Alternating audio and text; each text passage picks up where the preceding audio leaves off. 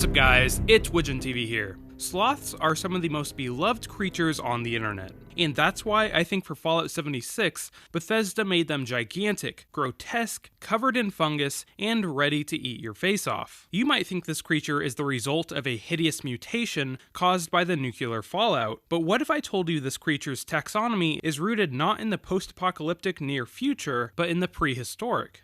Today we continue our profile of Fallout 76's newly added creatures. If you haven't seen my other videos on the frog monster, Snallygaster, or the mole man, I highly recommend going and watching those videos. Alright, because so many of you guys requested it, today we're going to cover the Mega Sloth. Now, the Mega Sloth is much different than the other creatures I have covered, because it's not a cryptid, or at least not a cryptid that I have ever heard of. This means this creature doesn't have a sinister backstory like the Scorch Beast, it doesn't have several eyewitnesses like the Mothman, and it's not from a different world like the Flatwoods monster. This creature, to put it simply, is just a big-ass sloth.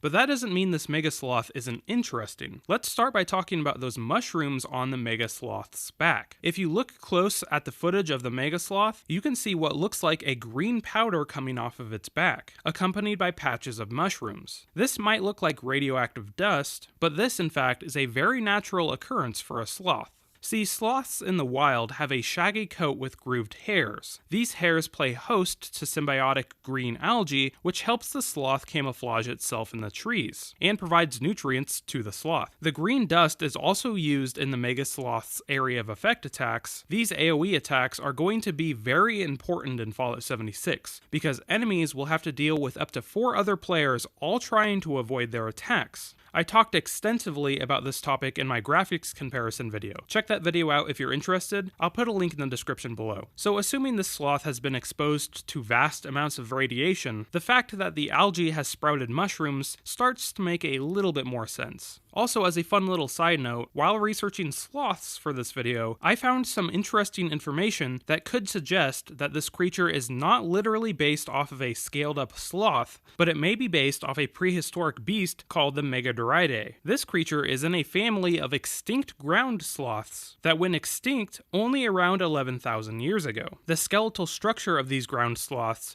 indicated that the animals were massive. Their thick bones and even thicker joints, especially those in the hind legs, gave the appendages tremendous power that combined with their size and fearsome claws that provided a formidable defense against predators. If the Mega Sloth is in fact based off this beast, you can expect a fierce fight when running into one. Its size and area of effect attack, possibly poison or radiation, will make this one of the most fierce creatures in the West Virginia wasteland. Alright, that's all I have on the Mega Sloth. I hope everybody enjoyed the video. If you did, make sure to like and subscribe. It really helps out my small channel. Also consider following me on Twitter. It's the best place for me to keep in contact with you guys. Also join up on the Fallout Universe Discord. It's another place for you guys to reach me. A link will be in the description below. But anyway, this has been Widgeon TV. Thanks for watching, guys.